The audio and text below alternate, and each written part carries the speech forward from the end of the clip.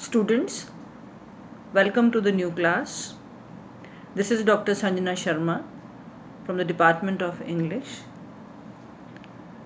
In our last two classes, we finished the text of the essay Third Thoughts by E.V. Lucas. In today's class, we are going to analyze this essay and attempt some questions and answers. In last 2 days, we have studied that this essay by E.V. Lucas, it's a satire on human weakness for money, and it exposes how noble sentiments and morally admirable ideas soon fade away. The author has tried to portray that man is basically a selfish and materialistic being, and for the sake of money, one can reconsider, and even change one's noble and ideal thoughts in one's everyday social behavior. As we have noted, that this essay gives us a deep insight into the human psychology. The protagonist of the essay, who is a friend of the essayist,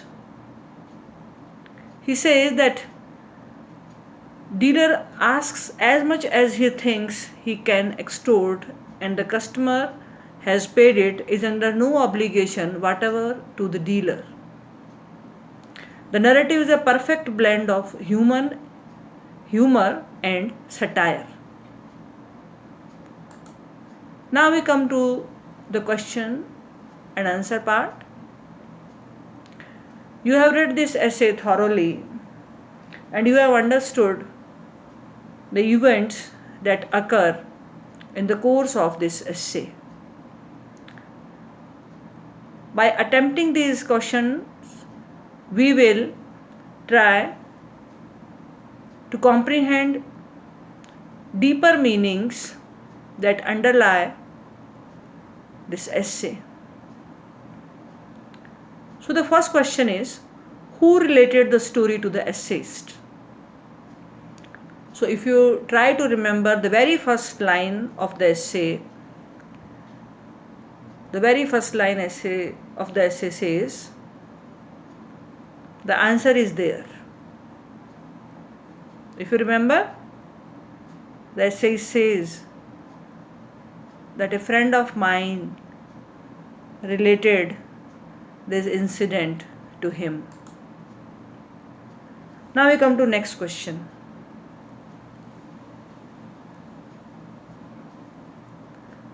Did the narrator go to the market with the intention of buying the painting? How did he happen to buy it? So the answer is there at the beginning of the essay. We have already read that narrator didn't go to the market with the intention of buying a painting. Narrator purchased painting because the dealer sold it at a very low price. That's why he purchased it. The next question is, why did the dealer sell the drawing so cheaply to the narrator? The answer is also there in the first few paragraphs of the essay. When the narrator had this thought that this painting might be by Turner, who was a very famous painter, and when he asked the dealer about the real painter, the dealer doesn't have any idea whether it is by Turner or not. He is not sure. So he sells it cheaply to the narrator. The next question is, what price did the narrator get from the buyer for the drawing? So the narrator got £50 from the buyer for the drawing. He earned a huge profit, if you remember the essay. Next question asks, why does narrator's friend think that a dealer should get a part of the profit he had earned? Narrator's friend thinks that the dealer should get a part of the profit he had earned because he behaved in a good manner with him. So this is the very first thought that occurs to his mind, that why he should behave this profit with the dealer. The very first reason that occurs to his mind is that the person, the shopkeeper of the antique shop, he behaved very nicely with him. So he thinks about sharing this profit with him. Next question, in his mood of elation, what did the narrator write in the first note to the dealer? So if we go back to the essay and if we try to remember, the answer is there. The answer was, the narrator wrote that the potential Turner drawing turned out to be authentic.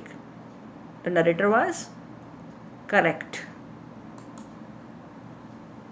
Next question asks, what did the narrator do when sleep did not come to him?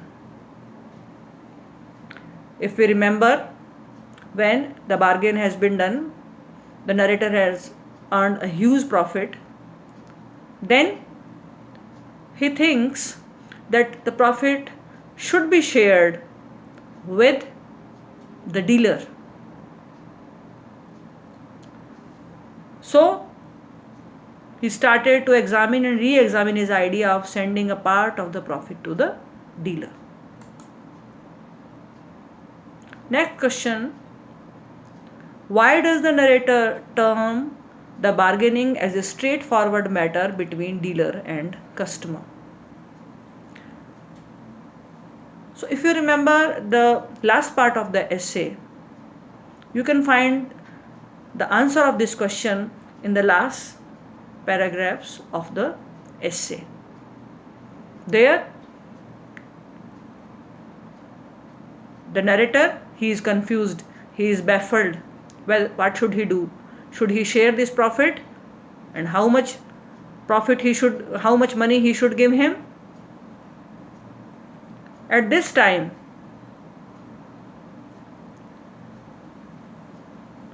some discussion is going on there in his mind, and then this idea comes to him. The narrator terms the bargaining as a straightforward matter between dealer and customer because it should be the skill on the part of the businessman to assess the real value of the product. So these were very short questions on the essay Third Thought. In our next lesson, we will try to discuss more questions on this essay Third Thoughts by E.V. Lucas. Thank you very much.